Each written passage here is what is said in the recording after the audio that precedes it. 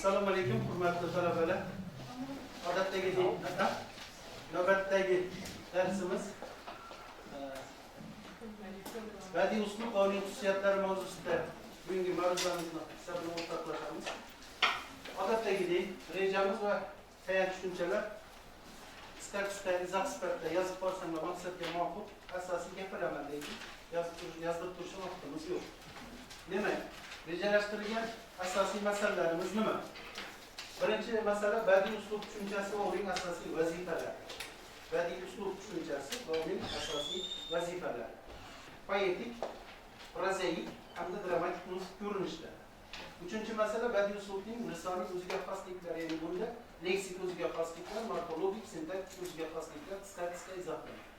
Asosiy e'tiborni 4 va 5 punktga qarashimizga e'tibor qaratamiz, chunki badiiy uslubning asosiy ochib boradigan qismi troplar va uslubiy figuralar. Sizlar miyangizda bo'lib she'riy san'atga sifatida shakllanib joylashib qolgan. Endi kalit so'z va tayanch tushunchalarga e'tibor bering, qaysi bir so'z tushunarsiz qolgan bo'lsa, so'rab olishingiz mumkin bo'ladi. Badiiy uslub tanishmi? 5 uslubni asosiy eng yirik aralash uslubi. Estetik vazifa nima? Estetika nima? Nafosat, go'zallik. Demak, shu vazifasi. Obrazlilik nima? Ta'sirchanlikning yuqori bo'lishi. Nasriy nutq, she'riy, dramatik tur, uchsining farqlanishi. Nasr, epik tur, she'riyat, nazm, odatdagi holat. Keyin dramatik tur, sahnada qo'yilishga mo'ljallangan janr ko'rinishlar. Keyin roman, qissa, epik tur janrlari, g'azal, ruboiy, nazm, she'riyat, poeziya, drama, komediya, dramatik tur, metafora, metonimiya, simik, duha, troplar, ma'no ko'chiklari, lira, epik, odamga e'tibor bering. Ham she'riy, ham epik unsurlar qatnashadi. Troplar ko'chimlarda tushunsangiz, to'g'ri tushungan bo'lasiz. Epik jonlantirish, bu shuni ichidagi uslubiy figura, bu sintaktik vositalar bilan bog'liq holat bo'ladi.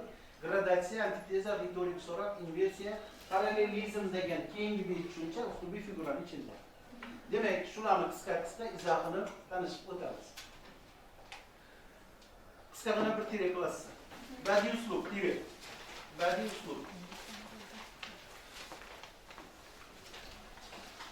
Adabiy tilning keng qamrovli,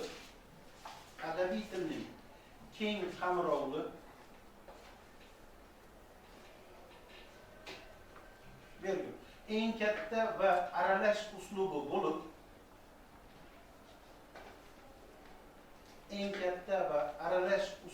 bo'lib,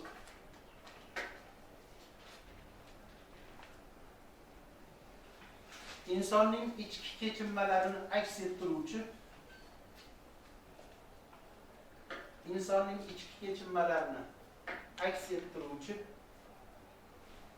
nutq ko'rinishidir.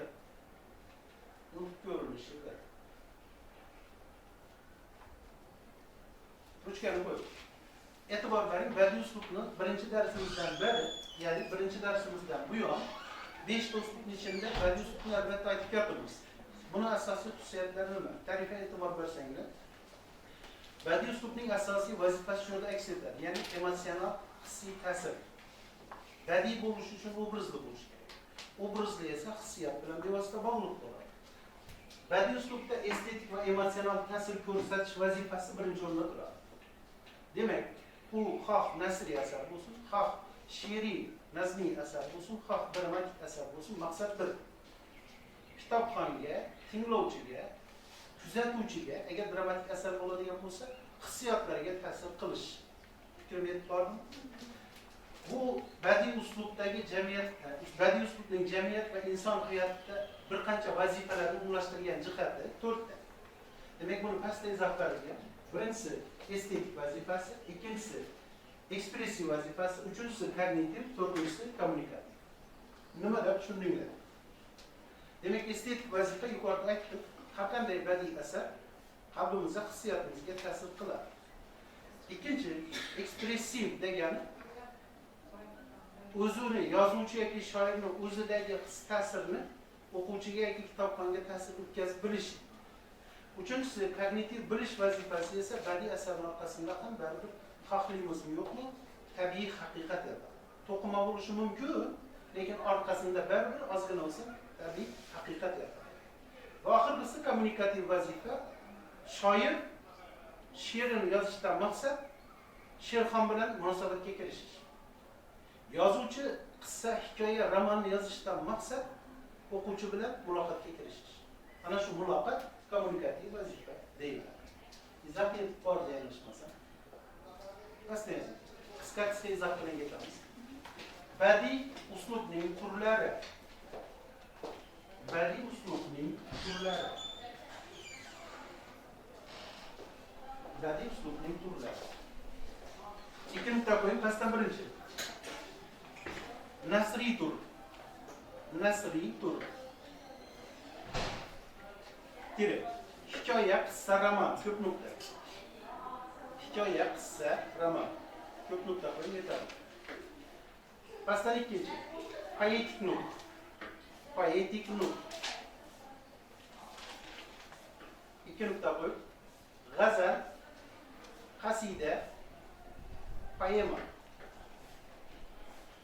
Uchinchi pastdan dramatik tur. Dramatik tur. Drama, komediya, tragediya. Drama, komediya, tragediya. Bo'ldi, uchgan qo'yish mumkin. Adabiyotshunoslik nazariyasida bu turlar sizga tanishmi? Tanishmi? Xususiyatlarini esladi. Nasriy tur. Ertak, afsona, rivoyat, hikoya, qissa, roman bir-biridan farqlanadigan mayda epizodlarga ega. Masalan, afsona bilan rivoyatni qanday farqlaysiz? Birisi asl ma'nosina yaqin bo'ladi, birisi esa to'laligicha sal chalg'idinglar. Demak, siz o'ylab turgan narsani uch aytib qo'yaman. Mif bor, asotir, afsona bor, keyin rivoyat. Bular farqlanuvchi asosiy jihati haqiqat qay darajada aralashganligi. Tasavvur qiling, taxminan foiz aytaman. Demak, asotir 0% haqiqatga ega. Afsona 50% haqiqatga ega. Rivoyat 75% haqiqatga ega. Demak, haqiqatga eng yaqini rivoyat. Mif esa asotir bu. Xayoliy to'qima obrazlar asosida shakllanadi. Hikoya, qissa, roman farqlanish hajmi ekanligini, voqea plani ko'lami bilan ajratilishini yodingizga soldim. Ya'ni hikoyada bir epizod, ikki epizod oshib qolsa, shu atrofida voqealar aylanadi. Qissada undan hajman kattaroq, lekin romandan kichikroq. Roman esa o'z oddiy yo'li bilan yangi yo'nalishda hisoblangan keng planda tasvirlanadi. Endi nazm, ya'ni poetik nuqta, g'azal, ruboiy, tuyuq, muhammas, mustazabda ketadigan anchagina janrlari mumtoz. Agar buni kelini sonet, poemada davom ettiradigan bo'lsam zamona. Farq nimada? Farqini hozir gaplashamiz keyingi bosqichlarida. Vaznida va turoqlanishida. Agar barmoq vaznida bo'lsa sonet bo'lishi mumkin. Aruz vaznida bo'lsa mumtoz chiqadi. Farqlanishi shu bilan bog'lanadi. Uchinchisi dramatik tur. Tragediya, komediya va drama. Qanday farqlanadi? Drama harakat, odatdagi holatdagi voqea hodisalar dialog monologlar orqali sahnaga chiqadi. Komediya kulgi asosiy bo'ladi. Satira yoki yumor asosiy bo'ladi, lekin ostida baribir haqiqat yotadi. Ayniqsa Sharof Toshbekning Temur xotinini o'xshaganlarda gulasan, lekin aslida yig'laydigan voqea bo'lib chiqadi. Tragediya bilasizlar, eski yildan bu yoqqa rivojlanib keladi. Eski tragediyani otasi-ku. Keyin Sofokl uni izlashadi. Shoh Idibni o'qigansa bir vaqtlar o'quvchi vaqtimizda. Tragediya demak fojia bilan yakunlanadigan janr. Lekin buni oxiri birovlar noto'g'ri tushunchaga boradi. O'lim bilan tugashi kerak. Bu emas. Bu yurganimdan o'lgani yaxshidir bu odamni degan xiyol aylansa, miyangizda shu tragediya shu. Oddiy misol, Shoh Idibni eslataman. Shoh Idib oxirida taqdir o'yinlaridan qochib, peshanadan qochib qolmaslik haqida-ku, taqdirdan qochib qolmaslik uchun. o'zini onasiga uylanib, qizlari bo'ladi, farzandlar. Ana shu voqealar, ya'ni sirlari ochilgandan keyin uni ona xotini o'zini o'ldirganidan keyin bu uni to'g'nog'ichi bilan ko'zini o'yib oladi. O'lmaydi dedi. Ya'ni qizlarni yanına chaqirib, yaqinroq keling qizlarim, tubanlikda o'tar sizning umringiz, otangiz padarkush, onangiz esa sizni o'z o'g'lidan tuqqan qabohat degan monologini o'qib, ko'zini o'yib olib chiqib ketadi. Voqea e'tibor bersanglar, Edipning o'limi bilan tugamaydi. Lekin tragediyaning cho'qqisi. Undan ortiq fojia yo'q. Mana tushuntira oldim? Ketdi. Bu izohlarni sal kengaytirib, izohlashga harakat qilamiz. Yozishyapmiz. Nasriy nutqdagi voqea hodisalarning ko'lami bilan bog'liq holatda asosiy belgilari 3 ta. A, B, S. Bayonchilik, uni atamasi narrativlik, uni test uchun bo'lib qo'yasiz. Leksik boylik va sintaktik erkinlik. Bu nima degani? Qissa roman hikoyaga turibdi ko'zingizda. Bayonchilik yetakchilik qiladi demak, yo voqeani qahramon o'zi hikoya qiladi yoki yozuvchi bayonida hikoya qiladi. Masalan, shu bolada kim hikoyachi? Qaravoyli o'zini, shunday ismi yo'q-ku shu bola. Qaysidir asarlarda Mamayer yoki Aroda Gulsari degan o'xshagan asarlarda yozuvchini o'zi bayonchi. Ikkinchi leksik boylik. She'rga nisbatan nasrda plan, keng plan bo'lgani uchun tabiiyki so'z boyligi unda ko'p. She'rda u tabiiyki oz. Uchinchisi sintaktik erkinlik degani romanning hozirgi modern ko'rinishlari borki, ularning sintaktik qurilishi dim erkin. Xuddi o'zi aslida Asqar Muxtor olib kirgan u voqealarni birdan orqaga qaytib oldiga o'tish, orqaga qaytib oldiga o'tish degan epizodni, qurilishni, sintaktik qurilishni. Bugungi kunda modern adabiyotda bu ancha rivojlangan. Voqea, bugun bo'lib turgan voqeaning ichida eslanadidan u qadim davr o'tib ketadi. Qadim davrda turib birdan ertang bo'lishi mumkin bo'lgan narsalar gumonlanib o'tib ketadi. Chinarda ham shunday Asqar Muxtorda bor shunday. Endi poetik nutq bundagi asosiy belgi ritm va vazn birinchi belgi. Nima degani? She'r bo'lish uchun nima kerak? Ohang bo'lishi kerak. Ohang bo'lishi. Ohang esa ritm. Ritm nimaga asoslanadi? 3 xil vaznga asoslanadi. Birinchisi barmoq, ikkinchisi aruz, uchinchisi erkin vazn. Bevosita Turkiya adabiyotniki bu barmoq. Qadimgi Mahmud Qashqariyning Devon lug'at turkining ichidagi she'rlarga qarasanglar, barmoq vaznida yozilgan. Neden birisi? Turoqlangan. Turoqlangan. Ertonga o'ldimi? Esiz o'ldak qoldimi? Endi yurak yirtildi. 3-4 bo'linish bor. Qadimgi bu. Yoki undan ham oldin yaratilgan Apirinchi Tegilni bir mashhur she'ri bor. Endi u davrda ozgina to'g'ri gapirib qo'ygandan shoir bo'lgan, yanglishmasam. Tang-tangri keldi.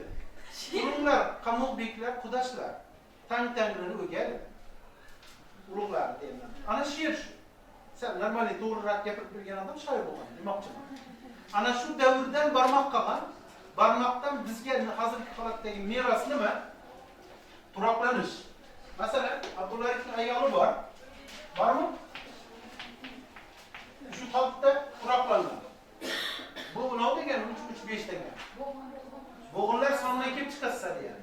Ya'ni aytmoqchiki, yigitlar maktubin bitganda qondan, kelinlar firoqdan, ikkisi bo'sh turma. Chekkanda yo'qu, uning ham panohi qaytmadi jangdan. 19 yoshida bevafo. E'tibor bersanglar, yigitlar 3, maktubin 3, bitganda qondan 5. Shu tartib she'rni oxirigacha ketadi. Yoki madhiyamizni eslang. Necha hijoli bor? Xuddi shunday. 11 hijoli bu, barmoqni tik ko'ringlar. Birinchi misrasini yana shu bo'linishda bo'ldik. Ser quyosh hur o'lkam, elga baxtnajo. Sen o'zing do'stlarga yo'ldosh mehribon tarzda ketadi.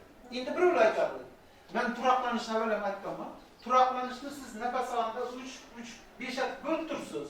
Men bir nefesde aytamam onu deydi. Mesela yigitler mektubunu bitkende qandan, kelinler firoqdan chekkanda yoxu, uning ham panohi qaytmadi jangdan. 19 yoshida bevafo u. Dadam aytib bilaman deydi. To'g'ri, aytib bilasan, lekin unda Abdulla Aripovni ayol she'riga yuklangan dard yo'qolib ketadi. Tushuntira oldimmi? Ya'ni to'xtalib turoqni to'g'ri qo'yishdagi og'irlik, vazminlik, dard yo'qolib ketadi. Bu barmoq adi. Endi aruz yodingizda bor, alohida bir ko'rsatib o'tiladi bu filologiyada. Isakcha Ismoilov o'tgan bo'lishlari kerak sizlar. Balki sizlar universitetda o'tirmayapti. O'quvchi vaqtingdagini yodingizga oladi. Ramal boradi. Foyla. Hazaj boradi. Mafoil. Rajaz boradi. Mustaqilun. Sari boradi. Muftailun. Mutaqarrib boradi. Faulun. Esingizga tushdimi? Misrani eslataman. Agar oshiqlig'im aytsam kuyib jonim jahonurda. Hijosini bo'lib chiqasan. Agar aysam e'tibor berdingmi? Qisqa cho'ziq nov chiqdi. Mafoilun chiqdi. Mafoilun novniki, hazajniki. Keyin bormoqda aylanib Agar oshiqlig'im aysam kuyib jonim jahonurda. 4 marta aylandi. Oxirgacha bordi. Demak, mashrabning o'rtali Hazaji musammani solimda yozilgan deysan. Bo'ldi, xulosa chiqdi. Yoki Boburni charixining men ko'rmagan jabru jafosi qoldimu deganini chizib ko'rasan. Char cho'ziq x qisqaning men cho'ziq. Nima chiqdi? Boyratun chiqdi. Boyratun nimaniki? Ramalniki. Demak, barmoqda aylanasan. Charixining men ko'rmagan jabru jafosi qoldimu.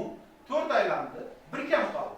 Normal cho'ziqlikda bo'ldi. Demak, bu g'azal ramali musammani maxsus vaznida yozilgan. Xulosa chiqargansan bir vaqt. Yoki agahini ustunasini eslaysan.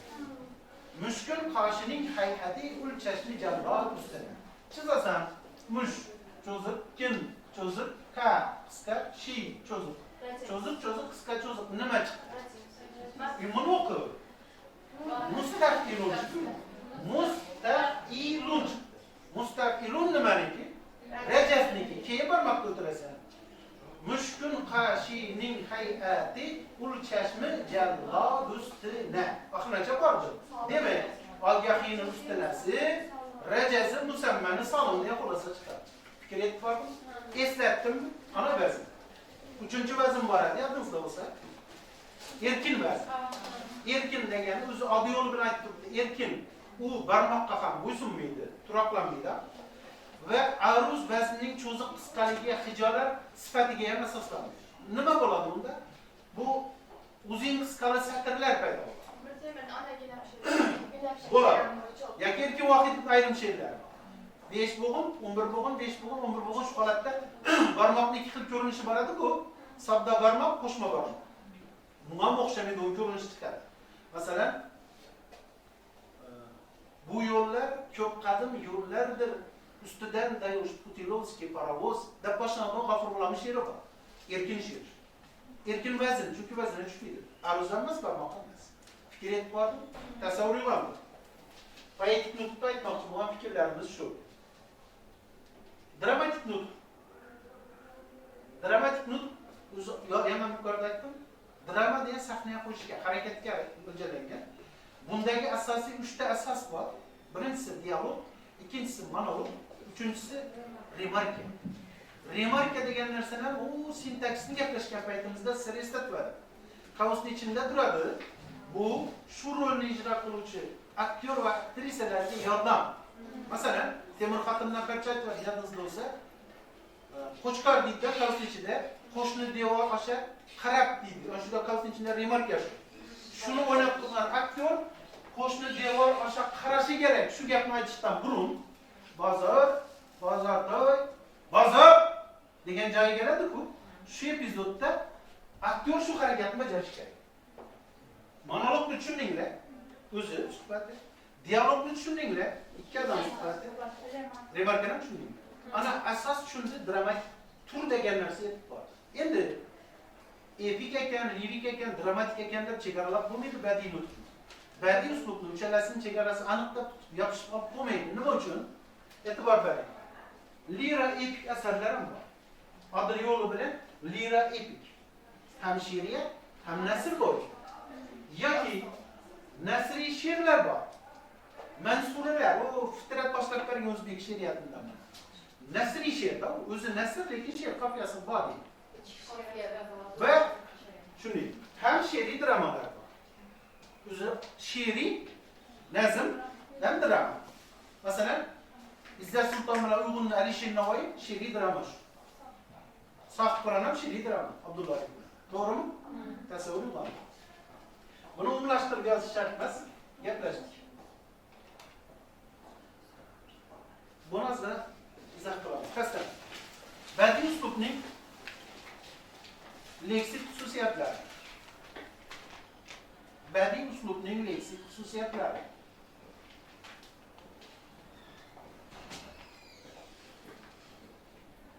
İki nokta koyun. Pastdan A yarım qavs. Turop va figuralar. Nuqtali virgul. Punkt B. Leksik qatlamlarning ishlatilishi. Leksik qatlamlarning ishlatilishi. İki nokta koyun. Eski qatlam, zamonaviy qatlam va yangi qatlam. Eski qatlam, zamonaviy qatlam va yangi qatlam. Uchgani qo'yib. Yana izohlashga harakat qilamiz. Demak, badiiy uslubning leksik xususiyatlari. O'zi yuqorida bu ma'ruzamizda, oxirgi ma'ruzamizda aytdim darsning boshida. To'rtta uslubning fonetik, leksik, grammatik xususiyatlarini gaplashib chiqdik. Badiiy uslub qolib turadi, buni boshlab o'tdik bundan. Demak, bu yerda leksik xususiyatlarining birinchi talabi badiiy uslub so'z imkoniyati jihatidan hammasidan boy. Nima uchun? Bu birinchi tarixda emasdi. Eng katta va aralash uslub dedik. Nima uchun? Chunki badiiy asar qahramoni tasavvur qiling, jurnalist bo'lishi mumkinmi? Demak, ichida publisistik uslub aralashishi tabiiy. Qahramonlar suhbati bo'lishi mumkinmi romanning ichida? So'zlash uslubi bo'lishi tabiiy o'zi. Shu asar roman qahramoni olim bo'lishi mumkinmi? Kimyogarni aytdik, Pablo Coelho yodingizda bo'lsa, ichida kimyoviy formulalar izoh berilgan joylari bor. Ilmiy uslub namunalari tabiiy bo'lishi mumkinmi? Mumkin. Demak, shu holatdagi aralashlik badiiy uslubning nutqi, boyligi shu. Badiiy uslubdagi imkoniyat hatto adabiy tilimizdan ustun. O'rtoqlar, tilni uchga bo'lib qo'yishsiz.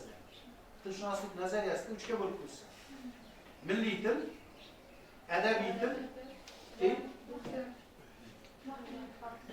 milliy til, adabiy til, badiiy til. E'tibor bering, shu badiiy til barmoqni razmerini deydi. Eng kattasi demoqchi. Chunki adabiy til milliy tilning ayrim narsalarini qamrab olmaydi. Milliy til adabiy tilning ayrim qillarini qamrab olmaydi. Badiiy til buni ham hammasini o'rab-chirmab qamrab oladi. Demak, buni nolda tushunish kerak. Ikkinchiga bog'layapman fikrimni. Leksik qatlamlarning ishlatilishi badiiy uslubning leksik xususiyatlarining yana bir jihati. Bu nima degani? Badiiy uslubda eski qatlam ham ishlatilaveradi. Zamonaviy qatlam ham ishlatilaveradi hozir kundalik hayotda. Va neo qatlam ham ishlatilaveradi. Neo degani yangi. Buni qanday deb tushunasiz? Bu yerda berilgan arxaizm va tarixiy so'zlar eski qatlam. Tarixiy asar yozyapti yozuvchi yoki shoir yoki dramaturg.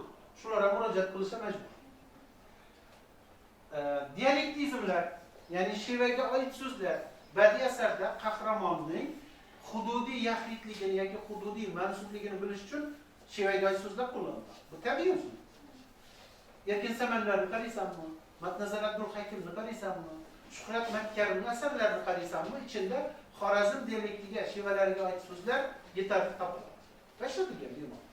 Va eng oxirgisi akkazionalizmlar degan narsani tushuninglar o'rtoqlar. Akkazionalizm deganda nima tushunasiz? Yo'q. Akkazionalizm degani yozuvchi yoki shoir yoki dramaturgning o'ziga xos so'z qo'llash mahorati. Shu o'zigagina xos, boshqalarda yo'q. Oksimoron qo'llanishlar. Masalan, Oksimoron degan tushunasizmi? Bir-biriga mantiqan bog'lanmaydigan so'zlarni shoir yozuvchilar bog'lab ketadi. Masalan, kimniki shu? Shavkat Rahmonda bor edi. Gabriel Garcia Lorca'ning she'riy to'plamini tarjima qilib, eng qayg'uli shodlik deb nomlaydi. E'tibor bering. Eng qayg'uli shodlik. Bog'lanmasini bog'lab. Ana shular okazionalizm. O'zi oksimoron shu. Yoki Muhammad Yusufda qora quyosh bor. Osmonning oxiri bor. Osmonning oxiri bormi? Endi bordir. Alloh taolo biladi. Siz bilamiz, banda uchun osmonning oxiri yo'q. Iskor. Yaqinni bashara. Shunday. Demoqchi. Bular izohlar. Pastdan bu keladi. Badiiy uslubning morfologik xususiyatlari. Badiiy uslubning morfologik xususiyatlari. Ikki nuqta. Pastdan A yarim qavs. Yarim qavsdagi kichik harf bilan yoziladi, bilasiz. Sifat va ot hamkorligi. Sifat va ot hamkorligi. Nuqtali virgul. Punkt B. Fe'l imkoniyatlari. Nuqtali virgul. S. Kichraytirish erkalash shakllarining qo'shimcha imkoniyatlari.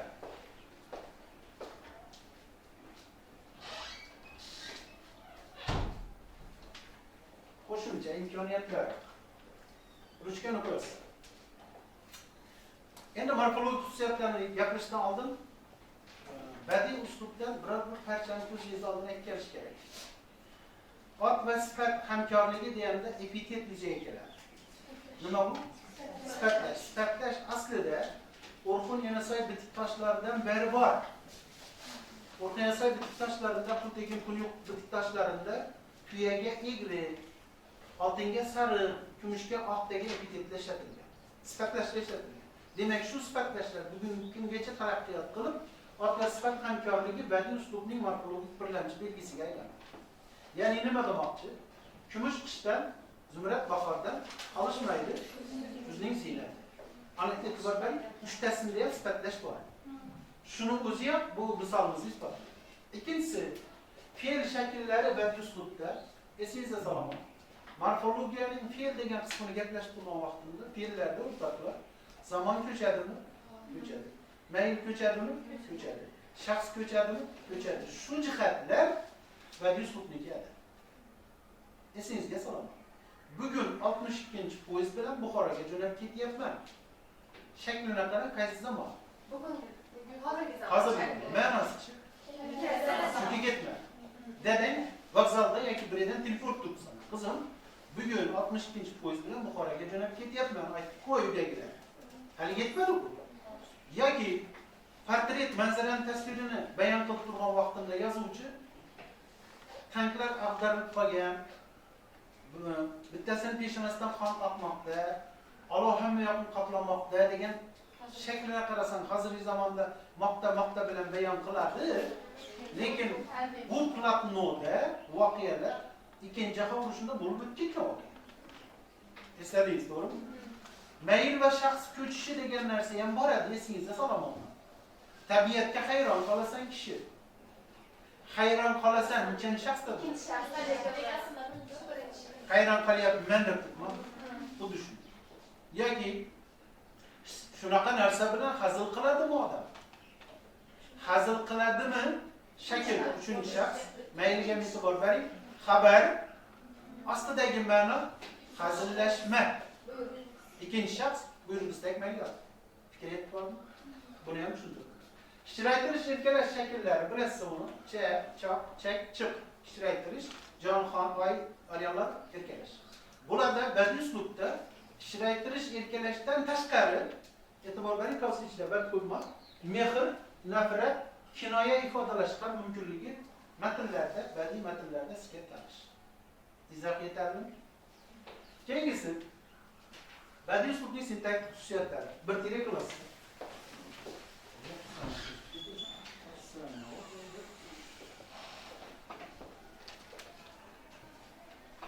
Badiiy uslubning sintaktik xususiyatlari. Tire qo'yib, sintaktik grammatik talablarga bo'ysunmasligidir.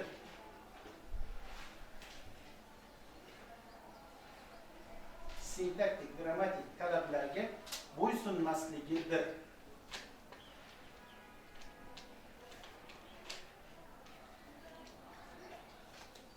Bo'ldi, tushgani qo'yasiz. Endi leksikni gaplashdik, morfologik gaplashdik, tabiiyki sintaktikka keldik, to'g'rimi? Sintaktik imkoniyatini badiiy uslubni cho'zib o'tirmadim. Chunki bu punktlar sizga tanish, yozdirib olib o'tirmadim. Faqat bir umumiy fikr aytdim. Sintaktik tomondan grammatik talablarga bo'ysunmaydi badiiy uslub. Nima degani? Inversiya novliqiyatizda bor. Nima u? Gap ko'raklarni o'rinlashtirishdi. Vaqtincha o'rinlashtirishadi-ku. She'rlarga e'tibor bering, to'g'ri tartib bormi ularda? Aksariyatida yo'q. Keldi ochilur chog'ing o'zliging namoyon. Keldi deb. Ikkinchi ritorik qurilmalar. Ritorik so'roq bo'ladimi? Ritorik undov bo'ladimi? Bu badiiy uslubning estetik emotsionalligini ta'minlovchi vosita sanaladi. Uchinchisi gradatsiya. Gradatsiya degani zinapoya. Fikrni rivojlantirib borish tepaga qarab yoki pastga qarab. Demak, gradatsiya ikki xil ko'rinishga ega. Klimaks va antiklimaks. Ko'tariluvchi va tushuvchi. Buni sizga o'quvchi paytingizda tadidda bo'lib qo'yasiz. Buni hozirgida she'riy san'atdan eslaganda eslaymiz. She'riy san'atdan hozir eslaymiz badiiy uslubning ichida. Buni tushundik gradatsiya. Rivojlanishlarikmi? Alisher Navoiy g'azallar tahlilida musalsal g'azal degan tur bor. Parakanda voqea bandlari içinde musalsal degan turi bor. Birinchi baytda aytilgan fikr, ikkinchi baytda ozgina, uchinchi baytda ozgina, to'rtinchi baytda ozgina rivojlantirib boraveradi. Bir fikr deymiz. Shom gradatsiya misol bo'ladi. Paralelizm degan nima degani? Bu odatda she'rda emas, ko'proq nasriy asarlarda bo'ladi. Bir xil qurilgan qoliplar aylanib keladi. Sodda qilib aytganda bog'langan yoki bog'lovsiz ko'rinishi keladi. Bu yoqda 95, bu yoqda 95, 10 kam 200 kalkuli bor. Bir yoqni tilla suvga botirgan, bir yoqni kumush suvga botirgan, tong shamolda qatirgan. Kimni kallasi?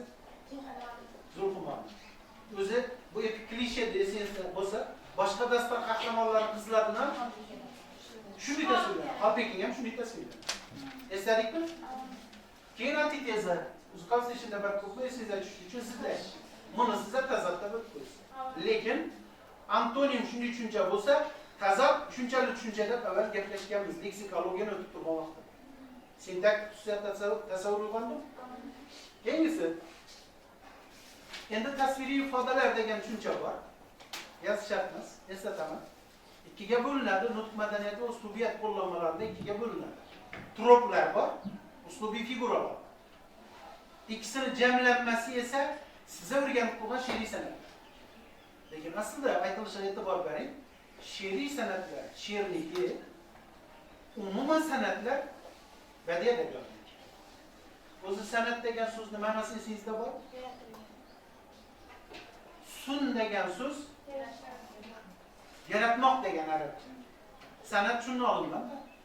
Suniy naqqosh Alloh taolo. Alloh eng ajoyib yaratuvchi, naqsh chizuvchi. Demak, san'at esa badiiy asarning ichida go'zallik yaratish.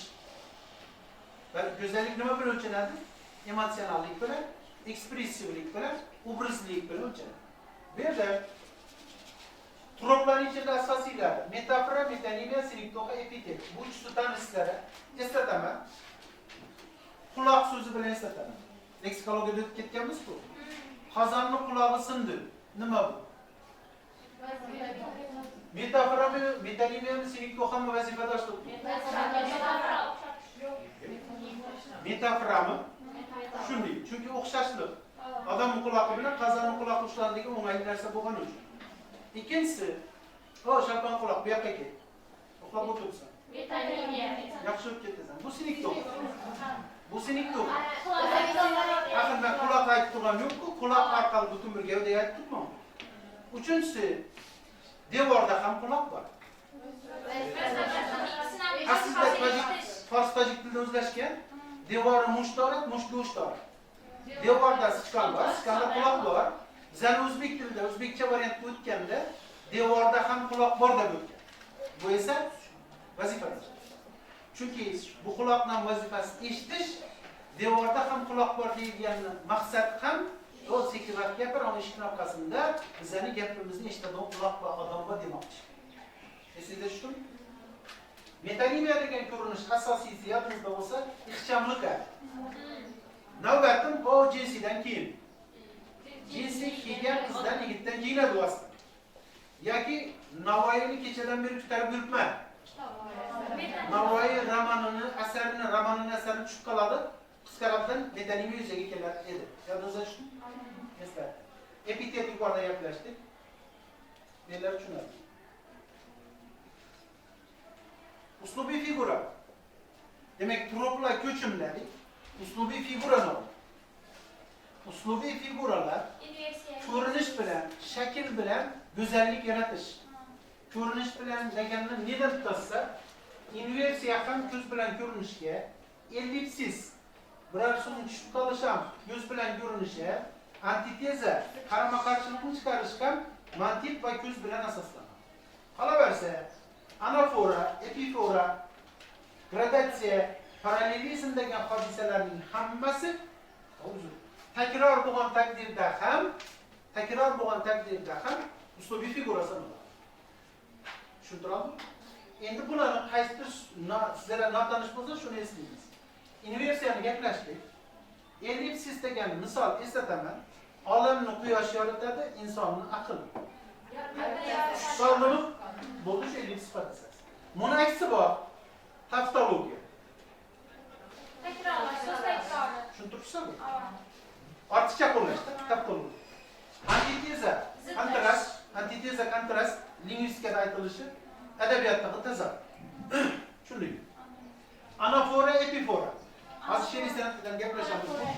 Misrani boshini bir xil so'zlarni takror bilan qursan, anafora. Nega shuncha go'zal ko'rinar olam? Nega qarab qo'ymas ko'zlarim? Nega jo'sh uradi, ko'piradi qon? Nega misday qizar yuzlarim? Nega takrorlandi bu? Demak bu anafora. Epifora o'zingiz biladigan radif. Oxirida takrorlanish. Sensan sevarim, xohinamma, qonur jigarim, xohinam. Demak, qofiyadan keyin takrorlangan qism epiforani yuzaga keltiradi. Esladikmi? Gradatsiya yuqorida aytdim, darajalash yoki tepaga yoki pastga dedim. Parallelizm degan nima? Fikr yetib bordim pedagog. Pastdagi izohni o'qib o'tadi. Ritorik so'roq, ritorik undov va aksiyomolon degan narsa turibga kiradi, uslubiy figuraga kiradi. Nimada bo'lyapsiz? Uslubiy figuraga. Shunday. Yanglishmam shunday. Chunki ular ma'noni ko'chish emas. Ma'no dudni shakl orqali o'yin qilish. Bu ritorik so'roq degan narsa hozir gaplashamiz, ibida bor, tajahhul orfani esdak. Bilmaslik yoki istifhom. Uni gaplashib o'tganmiz qisqa yo'l yo'lida. Bu izoh yetib bordimi? Shunday. Ana asosiylarga keldik.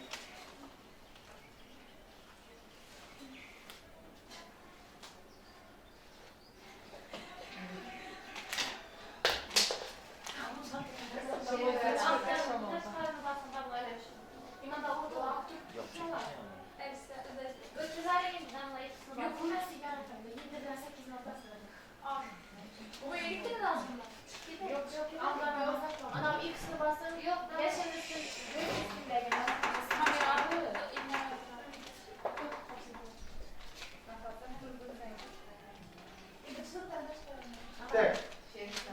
She'riy san'atlar.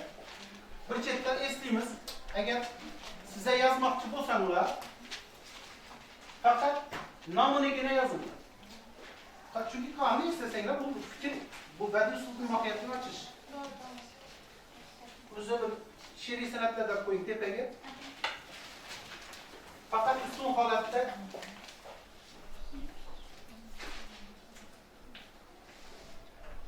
faqat atamani o'zini yozing ulardan.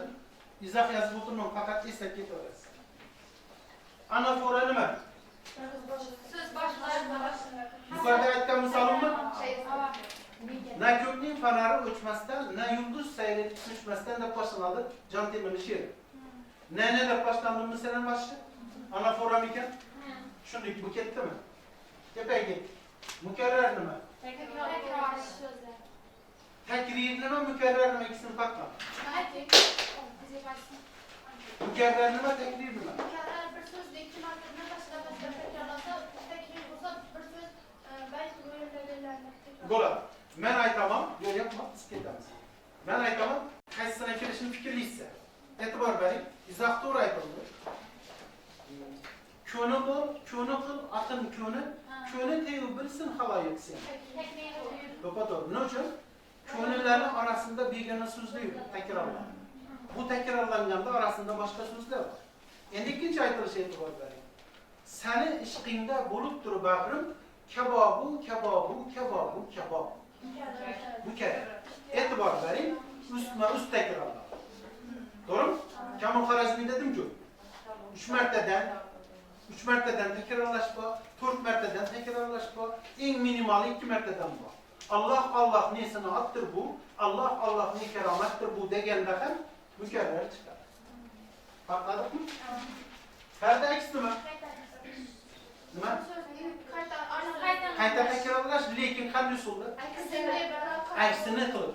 Demak, tarda aks so'z, tarda aks jumla deb ifodalanadi. Ikki xil misol aytaman. Birinchisi, o'zingiz quloqingizga singib ketgan misolni eslab turib o'rtoqlar. Ko'zing kim ne bala qara bo'libdir, kim joniga qara bala bo'ladi. Qara bala, bala qara. So'zlar almashdimi? Tarda aks so'z. Endi agar ogoh sensin, shoh sensin. Agar shoh sensin, ogoh sensin. Endi bunda so'z almashdimi yoki jumlami? Jumla. Ana jumlani aytdim. Fikr etib bordim. Demak, qaysidir ma'noda tarda aks ham takrorga asoslanadi. Shunday mi? Biz odini yozib qo'ysak shu. Alliteratsiya nima? Bon takrormi? Bon takror faqat undoshlar takror. Alliteratsiya undoshlar, assonans bo'lsa unlilar. Bir she'riy san'at sifatida asosiy urg'uni alliteratsiya qaratgansiz o'quvchi vaqtingizda va abituriyent vaqtingizda. Qara qoshing quyuq qoshing qayrima qoshing qiz qilur qat'iyma qasd qayrab qilish qaroshing qiz erki voqelikni qiqqiqisi esladikmi? To'liq alliteratsiya. Endi noto'liq bo'lsa 10 ta so'z bo'lsa 7-8 bir xil, arba 2-3si bunga qo'shmasligi mumkin. Masalan, qo'yingiz. Qaysi guruh? 231 amaliy filologiya. Bir talaba yo'q, sabab yo'q.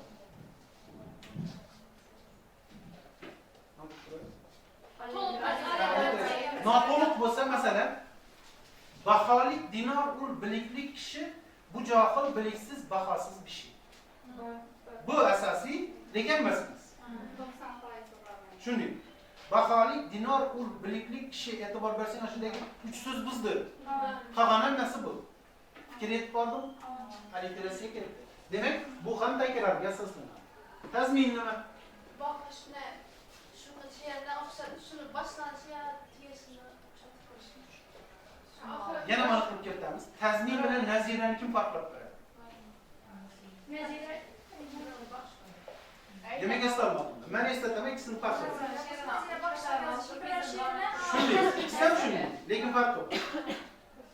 Chala yarim o'qitib bir narsalar yodingizga tushib ketdi, yodingizga soling. Tazmin bo'lsa, o'zga shoirni bir misra yoki bir bayti aynan olinadi, davomini o'zi yozadi. Zulfiyan she'rlarida Hamida Olimjon. Zamonaviy emas, Mumtozdan.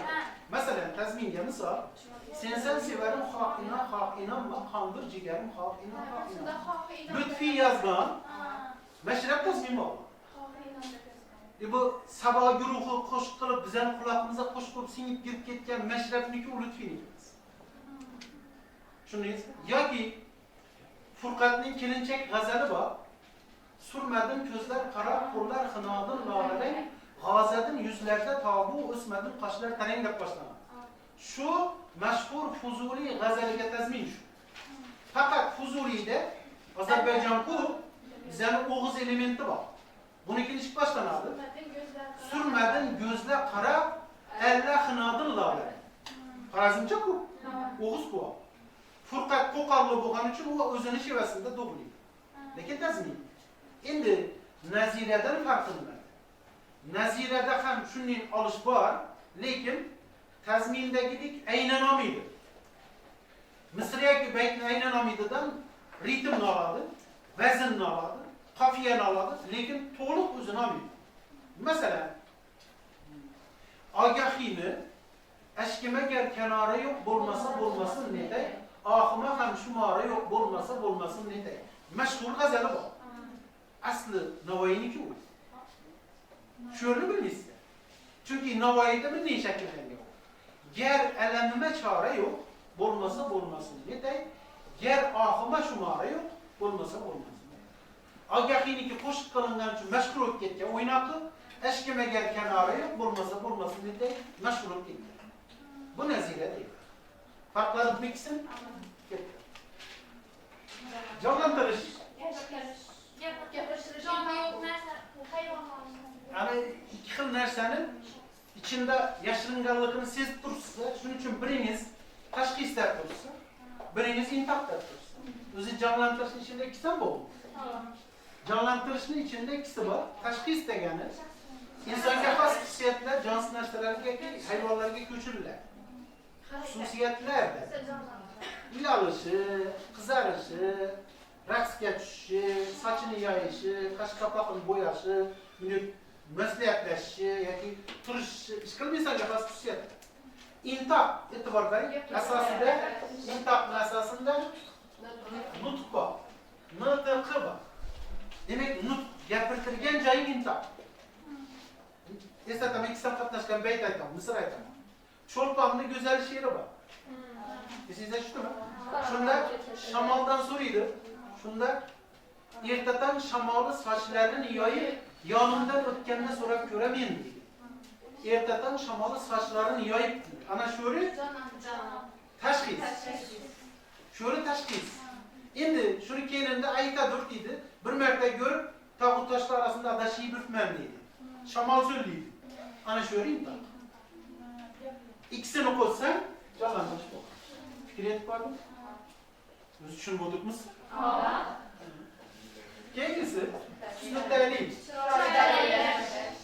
Husni ta'lil bilan tamsilni farqlab qaraysiz. Tamsil keltirish bo'ladi. O'xshash va farqli jihatdan aytdimmi? Kumushaya. Tushunganingni aytaver. Husni ta'lilda chiroyli dalillar keltirib beradi, oldinda esa tamsildan misol keltirib beradi. Masalan, aloqasi bo'lgan bo'ladi. Men o'nlashtiraman. Sizdan nima demoqchiligingizni taxminan tushundim. Husni ta'lil ham, tamsil ham misol keltirish u. O'zi tamsilni aslida misolyatku.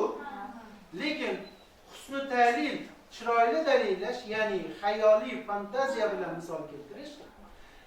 Tamsil esa tabiatdan, reallikdan misol keltirish. Farqi shu. Ikkita misol aytamiz, taxminan tasavvur qilishingiz uchun. Husni ta'lilmi yoki tamsilmi ekanini bilishingiz uchun.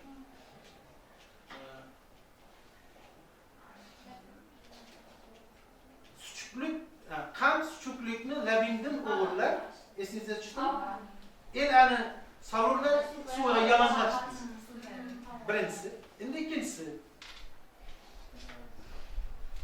Qaro ko'zim kelu mardumlik endi fan qildim, ko'zim qorasida mardum shunday keladi, ey orazinlar yaxshi chiqadi. Orazin yoqqoch ko'zimdan sochilur har lahza yosh, bo'ylagim paydo bo'lib yulduzni ham bo'lg'ach ko'rish. Ikkisini qarang endi. Birinchisida, ya'ni qand o'zi yaratilgan vaqtida mazali bo'lmagan, ana shu qizni labina deyib ketgan tasodifat. Kızın labindagi şirani mazalaykenini bilip kan onu yüzünü kayıp bana. Uğru mu? Uğrunu cezalaş gerek mi? Adamlar şunun için onu çaya salıp ezip içer. Hayati mi misal? Fantaziya mı? Fantaziya. Hakikat yok idi. Kalk mazası olup seni labine de gelir ki mazalı mı? Şutmuşsa. İkincisi indi. Arazin yapkaç gözündüğünde mezmununu şuttursa. Maşukka yüzünü yaptı, perdesini. Yüz görünmeyi kaldı. Ben yıkıladım. Közümde şimdi yaşlı aktı, tesavvur kılıp Kuyaş batkanındaki yıldızlı asmana çıkkanın diyeyim.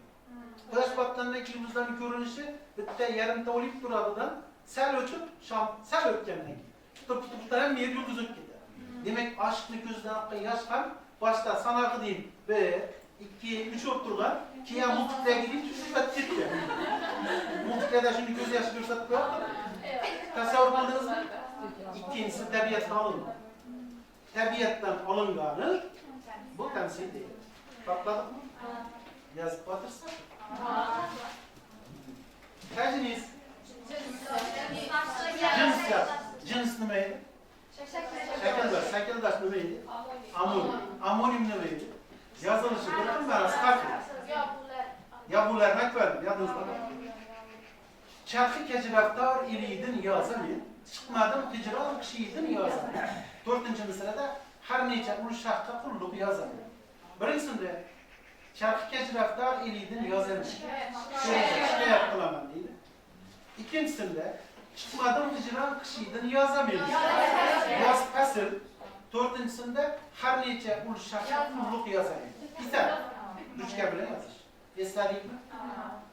Boyun sebu senu berdik bilin kıl, vafa kılgan kişilerge vafa kıl. Birincisi nazik, ikincisi kılmak. Fiil, zdeli. Şunu değil mi? Mulemme. Yarısı Özbekçe, yarısı başka kelime. Şunu değil. Yani başkaçarak aytılarda tarifi, 2 tilde ya 3 tilde yazılan şiiri eser olsa, mulemme sanatı değil. Demek uzun aslında farkı var onun. 2 tilde yazılsa şiir şeker değil. Şiir degen süt, şeker kan. Sütünü özünü içkenden göre kan koşup şiirini rak kılıp içsen yakınlığı oladı mı? Şunun için şiir şeker değil. Bu şu olsa şahtı şiir şeker. Şimdi şaht degen bağlı. Ya sütüne kandan koşup azgına bağlan olsa bundan hem tatlı rak oladı mı? Bana şundan gelip çıkalım buradan. Fikir yetip vardı mı? O yukarıda ettim bu yollar kök kadim yollardır. Üstüden dayuş putilovuz ki paravoz degen cümle ettim mi? Şiir, gafur bulan bir şiir. Özbekçe Rusça aralaştım mı? Buldu şu, bulanmış. Yetip vardı mı? Yetti. Sıfatlaş epitet, yaklaştık yukarıda. Epitet, kahramanın yoki şahsın yoki onun birer bir cihatinin belgisini bir tür şekilde sıfatlaş. Nima?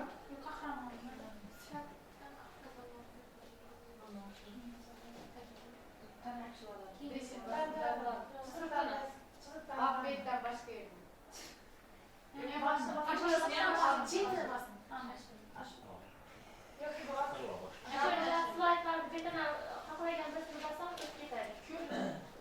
Gördüm çok oldan. Yok başkası. Ne paytaş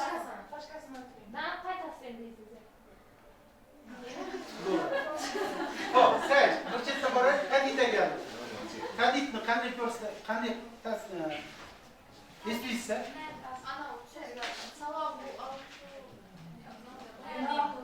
kadit yana yukarıda gradasyada bu. Bu gradasyonun özü kadit şu ortakla. Bulmadı.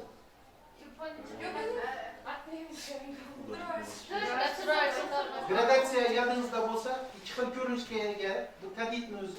Tadidi söz var, tadidi gap var. Yukarıda bir şey aytdım.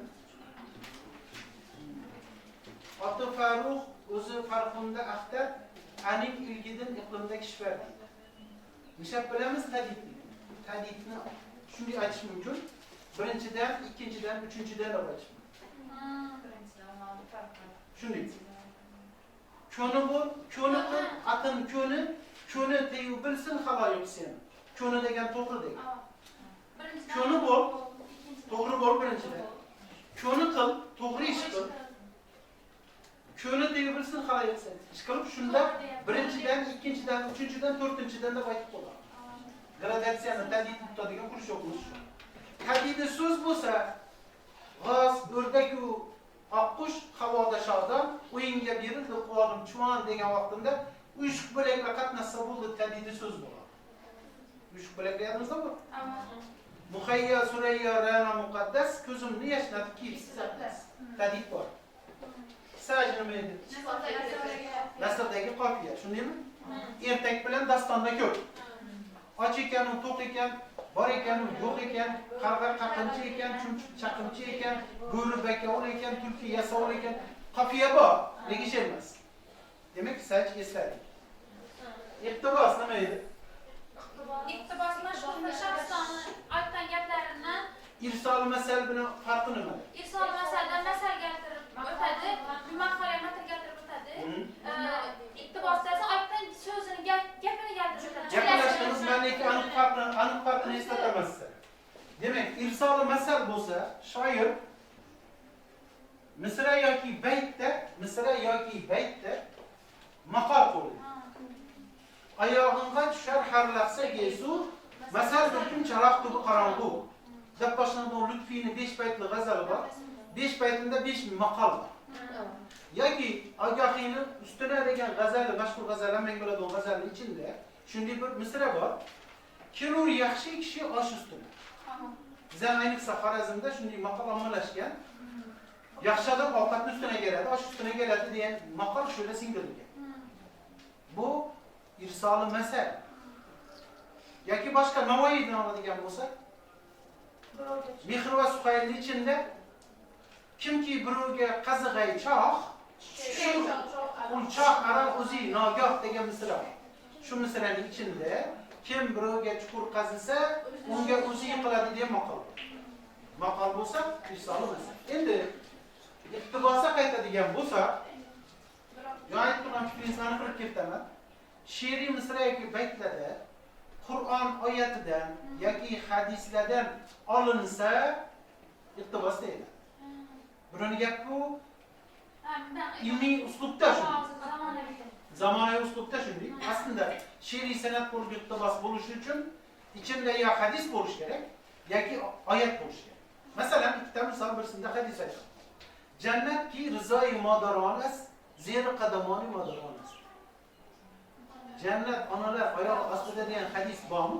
Shu ichida turibdi. Demak, ana iqtiboslasak bo'ladi. Endi oyat degan joyini aytaman. Gulistonni Bitturkini ichida bir hikoyat eslasanglar, bir yigit do'stlar suhbatdan xafa bo'lib cho'lib bu yoqqa chiqib ketib, qarangliklarga asir tushadi. Qarangliklardan bir zemlyat Karbaloda 10 dinor hisob. Keyin o'zini achchiq tilli qizini beradi. 100 dinor mahriy evaziga. Ana shu qiz yomon bo'lgandan keyin shunga urg'u berish uchun to'rtlik she'r boshlaydi. Yaxshi evdashi yomon bo'lsa, jar ichida erin hamisha qiynar. Vaqina rabbana azaban nar. 4-inchisi. E'tibor bering, shunday to'rtlikda yaxshi erkakni ayoli yomon bo'lsa, jar ichida bo'lsa ham erini qiynidi degan mazmun isbot uchun bunday do'zax azobidan bizlarni saqla degan o'zingiz Fathalarda eshitib turgan oyat boshida. Ana iqtibos degan fikr bormi? Yomon xotinning uchun jarga yiqilib tushsam erining ko'rishini sababini hech kim bilmaydi. Chunki o'zi ham vaqt shunday nomli. Shu baxtga qarab ara chiqmaganimda deb boshlaydigan. Sana deb nom berdim. Demadan sal chetga chiqib ketdi. Tanasub. Demak, misrada mutanasib bir-birini taqozo qiladigan so'zlar kelishdi. Qanday masala? Bo'ladi. Bog' bo'lsa gul bo'ladi, gul bo'lsa bog'bon bo'ladi, bog'bon bo'lib gul bo'lsa bulbul bo'ladi, bulbul bo'lsa oshiq bo'ladi, kuy bo'ladi. Yana bu o'xsham mazmun bormi? Shunday. Tanasib yetib bordi. Shunday. Talmih nima edi?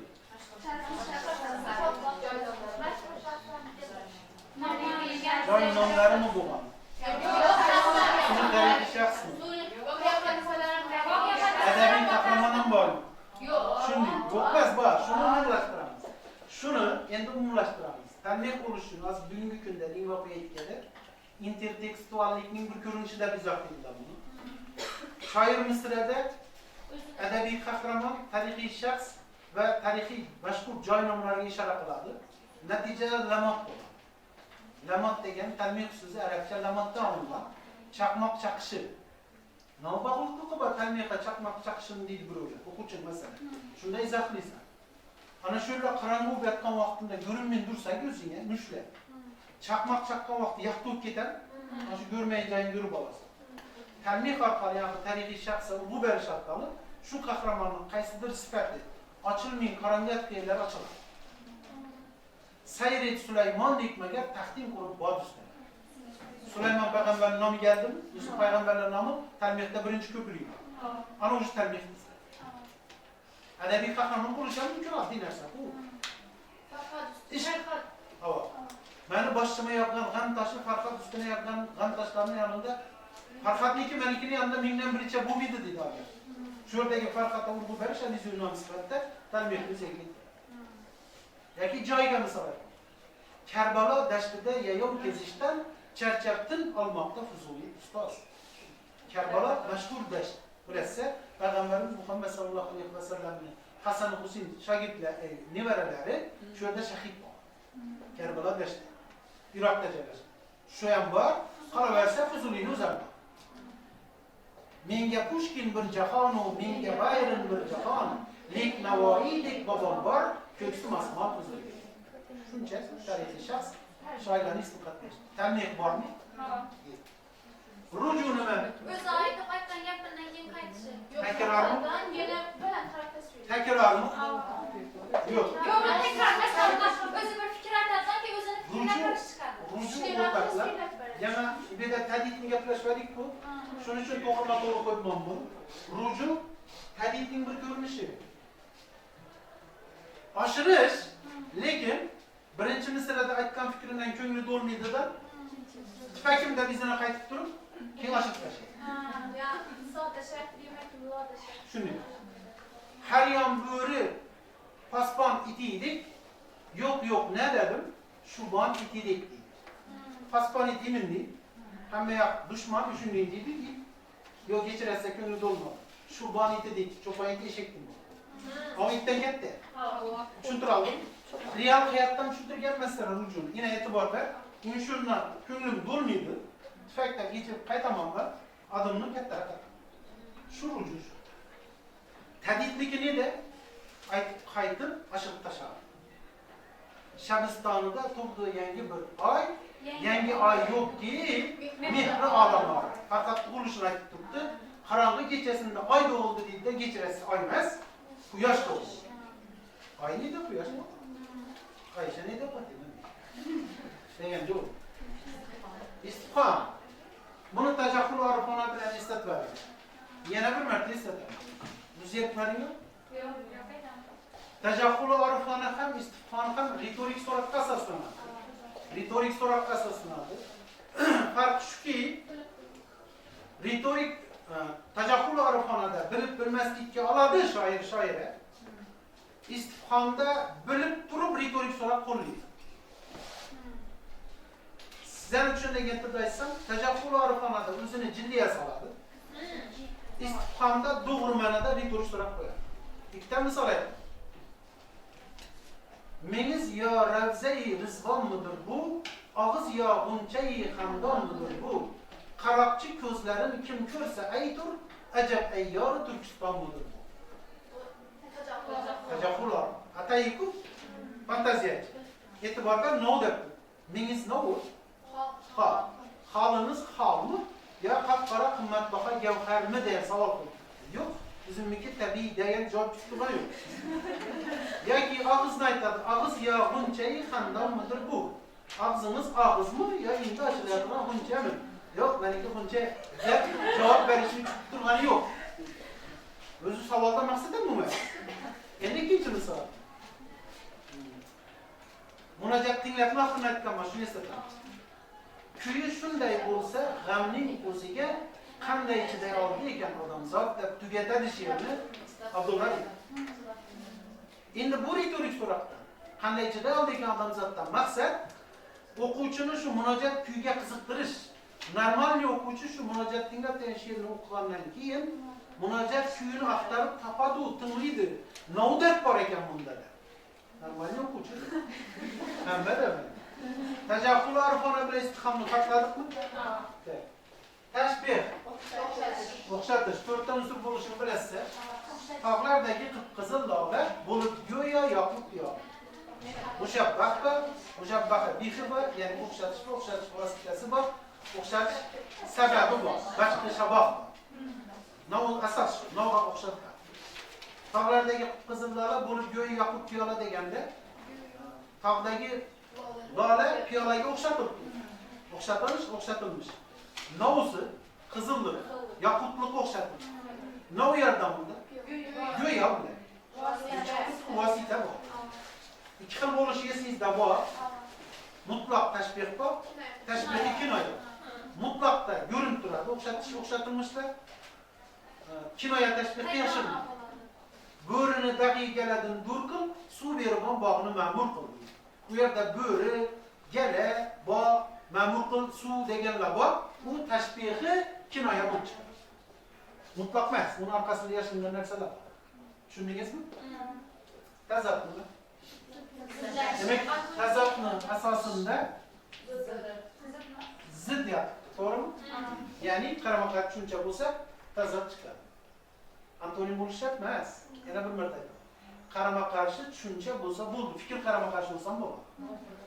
Podshoh yo'qlasalar nogoh gado deb axtar. Podshoh gado bor? Demak, bemalol tazatda sen. Og'la nihoniy kecha bo'ldi kunduzlar. Bormi? Tazatda sen bo'ladi. Endi keyingisi. Ko'tda bulut qovoq solib yoz sochar, yerda maysa quchoq ochib bo'y cho'zar. Antonim yo'q. Lekin tazat neda bor? Ko'tda bulut osmon qisinib yig'lab turibdi. Yer hazatib qurachas maysalar o'sib turibdi. Qarama-qarshi shundan chiqadi. Shuning uchun tazatning ikkinchi adini, ya'ni yuqorida aytgan kontrast dedi. Yevropa adabiyotida lingvistikada ko'proq antiteza deb yuritiladi. Hammasi bir go'r. İştiqaq. İştiqaqni o'rganda manda qaq bo'ldi bir vaqtlar. Abituriyentlar, o'quvchi vaqtlarida. Shug'ullangan vaqtlarimiz. Buni tushunish qiyin. Nima uchun? O'zakpas so'zlar o'zbekcha bo'lsa hamma biladi.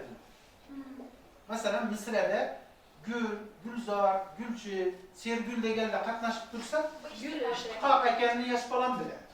Lekin aksariyat mumtoz she'riyatda arabcha yoki forscha so'zlar bo'lgani uchun o'zaktash ekanini bilmaydilar. Masalan, zulm, zolim, mazlum, tazallum degan so'zlar keladi, o'quvchi uni o'zaktash ekanini bilmaydi. Natijada ishtiqoqni bilmay o'tiradi. Ko'rinib tursa biladi, ganja vatan aning ko'ngli ganji xiz, xotiri ganjiru tili ganji res deb boshlansa, ganj boidadan tushadi. Lekin yaqin holatda yoki kotiba, maktublar yursa bilmaydi. Kitobi borlig'ini bilmaydi. O'quvchi aql. Sen bilasan. İştiqoq yetib bordim.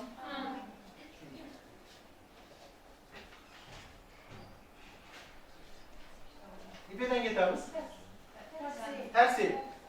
Tersi. Yazma bo'lsa. Hechim bo'lsa, atamasini shunday qilib yozinglar. Izohi o'zi yodingizga tushib turibdi uni. Yodingizga tushsa, sen uchun ishlatmas. Yodingizga tushmasa, qisqa yozib ketadi. Tersi nima edi? Tersi. She'rda nima tersi?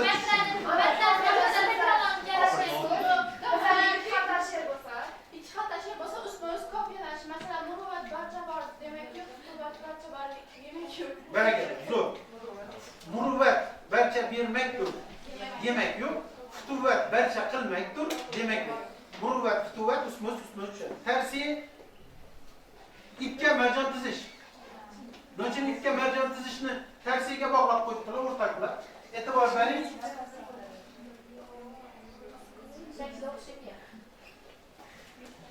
Men rassom emasman, tasavvurni uchun aytyapman. İkki gavhar tuzilgan vaqtida eng asosiy yirikka o'rtaga qo'yiladi. Buni o'rtada asib turish uchun ham besi bor, ham chiroyli ko'rinish. ikki tomonini endi bir xil razmerda qo'yib bor. Ina bu bilan ina buni razmeri bir xil bo'ladi. 3-turg'on bilan 3-chi, 4-chi bilan 4-chi, 5-chi 5-chi. Tushundingizku? Mana tersi shu. Ina bu 5 qo'lim bilan 5 barmoqim bilan bu 5 barmoqni ustma-ust tushishi deydi, tushundingmi? Tersi shu. Yetib bordim.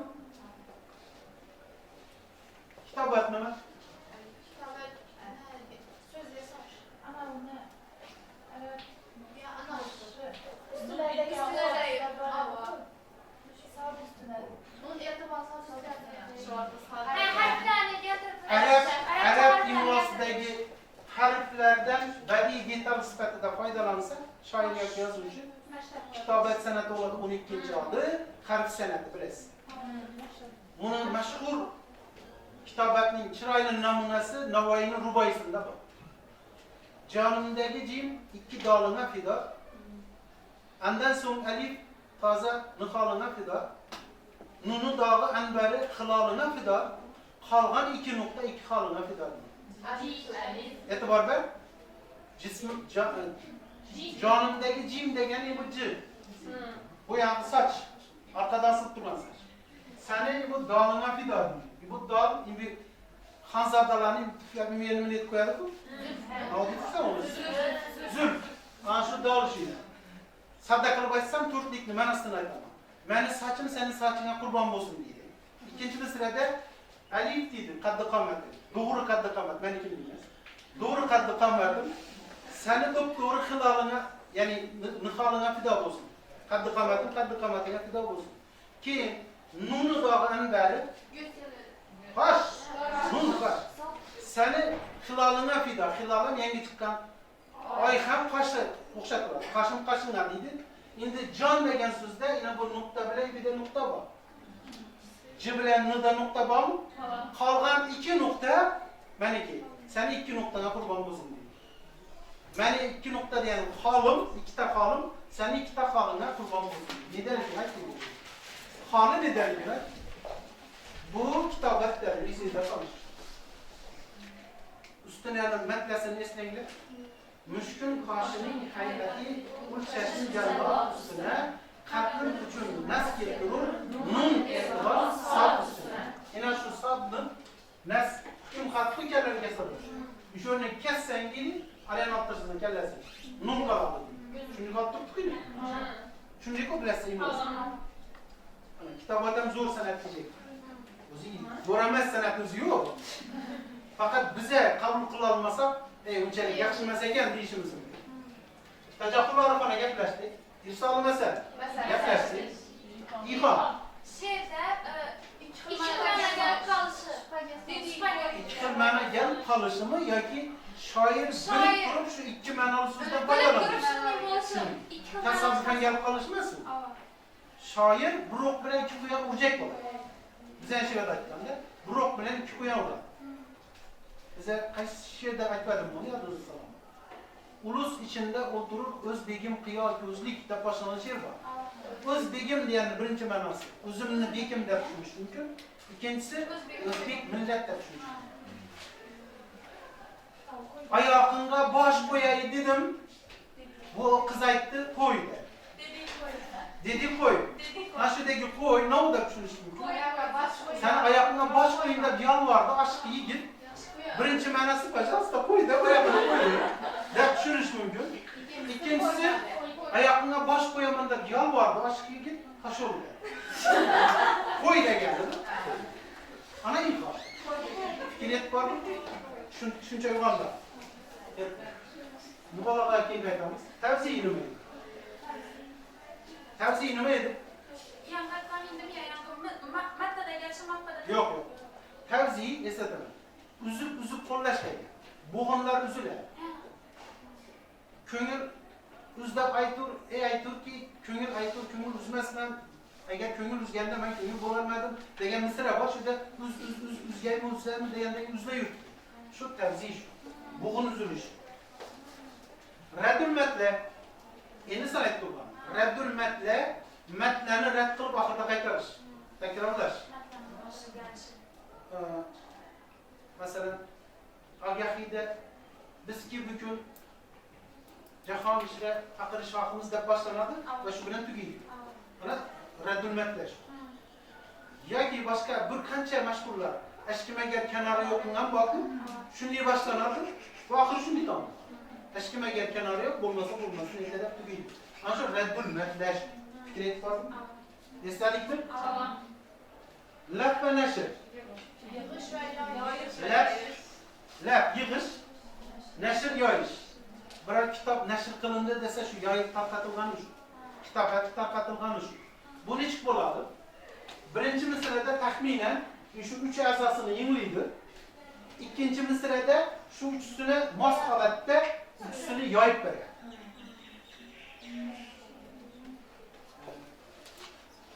Erning labing yuzing ey rashki rizvon